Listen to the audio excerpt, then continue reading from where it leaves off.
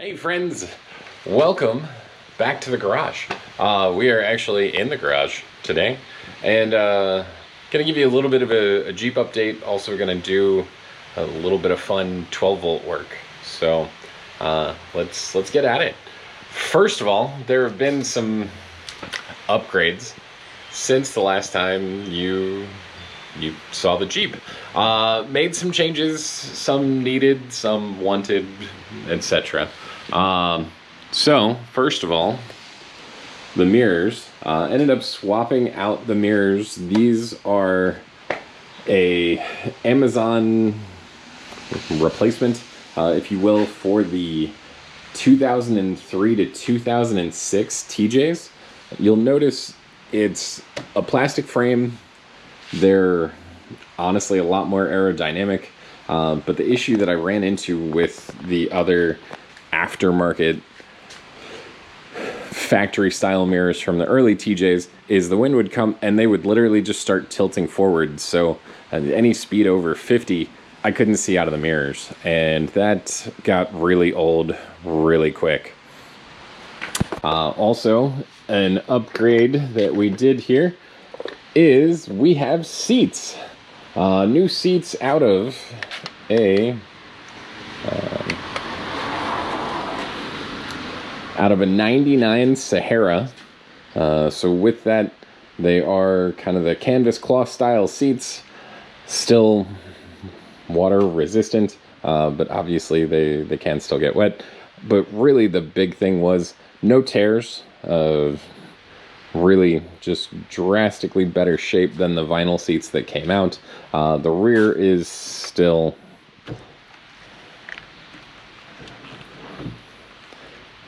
the vinyl rear, but hey, it is what it is. Also made an Amazon purchase. Something that I had on the Saab that I really liked was tire pressure monitors. So this system from TimeMate is a windshield mount system. You'll notice that this is a solar panel. But it does also have USB-C in order to plug in and charge. Really the big thing, I had some issues with the blowout before. What you get with these is you get a rapid low tire pressure warning. Also it keeps your information for your current tire pressure and the air temperature inside the tire. So in the event that you run into a situation where everything's running around 75, but there's one that's maybe at 120, you could be looking at some type of a friction issue that ultimately could be a wear and tear problem on the car, could be a wheel bearing, could be stuck brake caliper or shoe, anything along those lines that's causing the wheel to heat up and ultimately the temperature inside to heat up as well. Another upgrade that we did when I did the stereo, also have our handy wireless charger. It is a suction cup mount to the windshield, but basically I just hook my phone right on in there. Whenever it powers up, it holds the phone, and you'll see phone holds in place. So pretty cool how that works. And I also decided that it was time to get some type of an interior lighting solution. As you can see, it gets very dark in here. My factory door pins don't seem to be working for the lights in the roll bar. The roll bar does have one functional light. You'll notice it's very dim, so because of which I thought, let's look into perhaps what else is available, what other options might be out there. And I thought, you know what, let's have a little fun with it. So through Best Buy, I was able to find some Govee hard lights on my house. I do have the Govee lights on the outside of the house, which are pretty cool. But inside,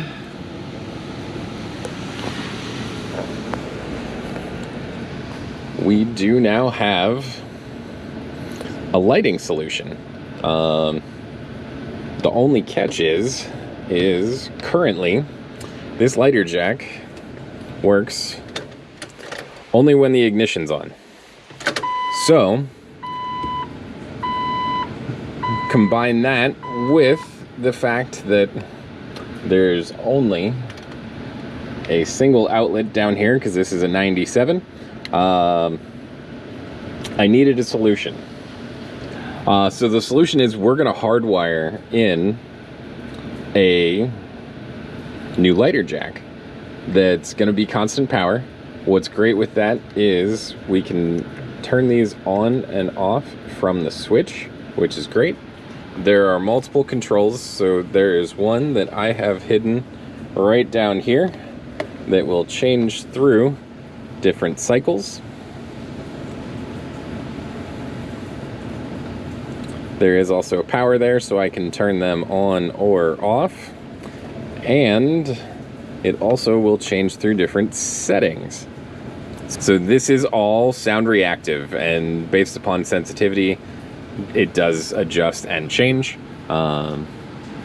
We do also have a phone app for Govee, Govee, and car LED lights. So from the app, I can adjust the brightness, I can change the scene. So you want to have a romantic setting for your lights, you can do romantic, you can do energetic, you can do a finger sketch, which basically allows you to set a certain level on the lights, and then those can rotate clockwise, counterclockwise, in a twinkle. Can set them all to one color. There is music setting where it will pick up sound either from the device, which the sound sensor is right down here, or you can set it to pick up from the phone.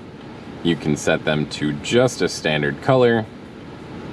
Boom, we want to go blue, let's go teal, let's go white. What's nice about this is when it's dark or something along those lines, I can set it to that white setting and just power them on, and I can at least see inside the car if there's things that I'm looking for without having to rely on this little thing in the back. The system does come with 4 LED light bars. So I have 2 in the footwell and then 1 on each side of the back seat under the rail. Give interior lighting, but ultimately also when you're driving around, it's kind of neat. You can set them to flash to music or something along those lines, have a little fun with it. So the hard part is how do we get this thing wired to constant power? I'm going to show you. All right, so my solution is going to be a little bit different from a lot of what it is that you're going to deal with. You may recall when I was talking about doing speakers in this vehicle. Oh, which reminds me, the rear speakers are now functional. We do have some new kickers up there in the roll bar.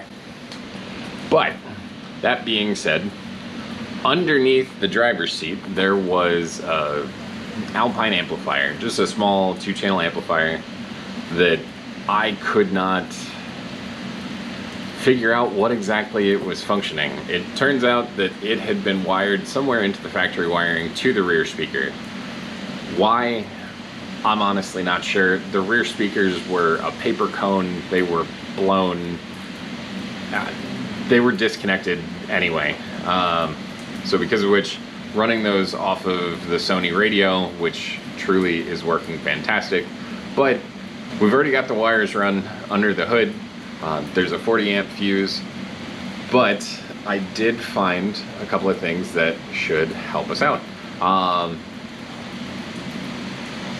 Is this the easiest way to do it? Not on every Jeep, but really for what it is that I'm doing, it makes the most sense. This is actually a marine spec recoil power distribution block. So you set one side to positive, one side to ground, and then it gives us the capability to connect up to 4 smaller accessories running that constant power. So you've got your 4 connections for your negative terminals, 4 connections for your positive terminals, or if you trust that you can ground everything to ground in the vehicle, chassis ground, if you will. Theoretically, it could be 8, but you will notice they are marked for red and black, so for positive and negative, and that's how we're going to use this as well. That way, if there's other power accessories that I want to have constant power on, I did also buy some switches. I've been thinking about maybe doing some type of a fog light setup. This would be maybe not the best location because we're going to put this underneath the driver's seat, but could theoretically run fog lights off of this with an auxiliary switch, or there are some honestly smarter ways that work with relays so that you can turn them on and off with switched power. But again, how much work do you really necessarily want to put in compared to what it is that's already there? So we are going to connect that up to this. Down here, this is a marine grade 12 volt adapter, has 2 12 volt DCs, power ground. It does have a 10 amp inline fuse, but being a vehicle that does get wet on the inside sometimes, wanted to have something that had a cover to it, so this can be covered, but ultimately we're going to tuck this right up against the back of this rail here. I'm going to use a double stick tape, that way it can be moved eventually. And we're just going to plug everything in right underneath here. Now, obviously, the Jeep is not the easiest thing to work in. It's small, it's narrow, and quite frankly, with the fact that it's raining outside, it's also a little bit dark. So I don't know how much of this I'm gonna be able to show you, but I will show you the finished product. Just understand that, you know, when working with 12 volt DC in a car, it's always important to have 2 things. Fuses. Make sure any link that you're running to the battery is fused. Otherwise, what you can run into is the wires can overheat and ultimately melt and potentially set your car on fire. The other thing that is important when working in the car as well is be patient. So we're gonna go through, we're gonna connect up some of these wires here, and we're gonna see ultimately how this pans out. I figure it's worth a shot, right? So, cool. I'll check in. Alrighty, so with this recoil power distribution block, they actually give you little wire connectors, which ultimately is pretty great. So what I am going to do is just affix these, or crimp them, to our wires for our lighter jack. Now, ultimately, this does restrict me a little bit on where I can mount everything, because, well, I only have so much lead on the wires. So you can extend the wiring on these if you have to. I am trying to avoid that. We'll see. This may end up coming back and kicking me while I'm down, but you know, we'll give it a shot. There's more than one way to do these things, so we're gonna see what happens. Got a nice good connection on that. Now ultimately with these, because I'm leaving the wires the same length, you're okay. In the event that you ever are doing any type of a 12 volt connection and you need to extend your power wire, it's recommended not to extend the ground. I would encourage you to find a different place to put your grounding wire, whether it be grounding to chassis, frame, whatever it may be, because otherwise what you tend to run into, especially when you're doing sound products, is distortion that comes through the line. Your ground, you can get some overheating if the line is too long. There's just some things that can go wrong, we'll put it that way. So that being said, yes, I am limiting myself a little bit as to where this can go, but I did also kind of lay out my generalized plan already, and I think I'm gonna be able to make it fit right where I need it to fit without being an issue. The other thing's just gonna come down to hiding the wire, so we may be cutting some of this carpet, but ultimately this thing's almost 30 years old. The carpet honestly is in pretty good shape, but there's a few places where it's been torn away, and you know, we're gonna deal with it. If I can't find a natural seam, I'm gonna have to make a seam, but we'll go from there. So I'll keep you updated. Thank you, and I'll check in soon. All right, so going through our existing wiring here, these are the old speaker leads. No good, not using those.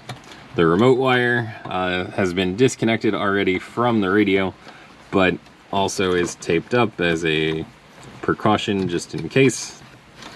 So we do have our power line and our ground.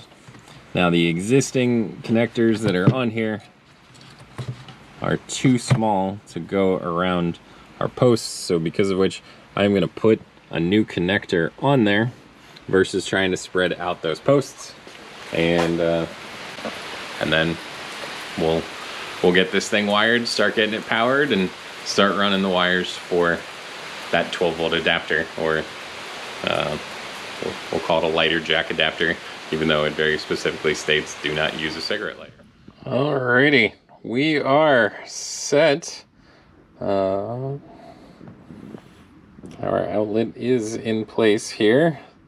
I have the other side just kind of tucked under the carpet for right now. I'm just trying to keep it as clean as possible, if you will.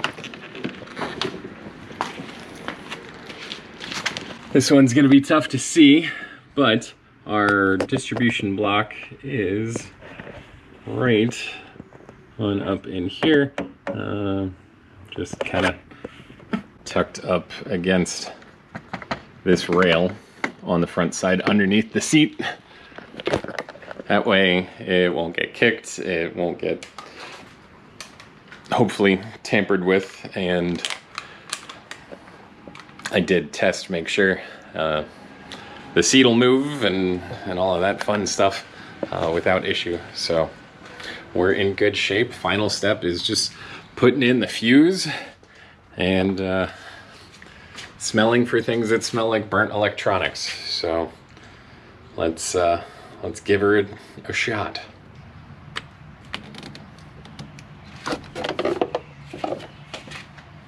Alrighty, I am going to tighten down the fuse holder there, but we now have hard power. And then ultimately what I can do now is when I open the door, if I need light, I can just reach across here, hit that button real quick, and cycle through some of our colors until I get to what I need and get the lighting that I'm looking for. So yeah, pretty awesome. Thank you for watching. Hope you learned something. If not, hopefully at least you're entertained. But yeah, thanks for watching. Like, subscribe, all that fun stuff. I'll see you next time.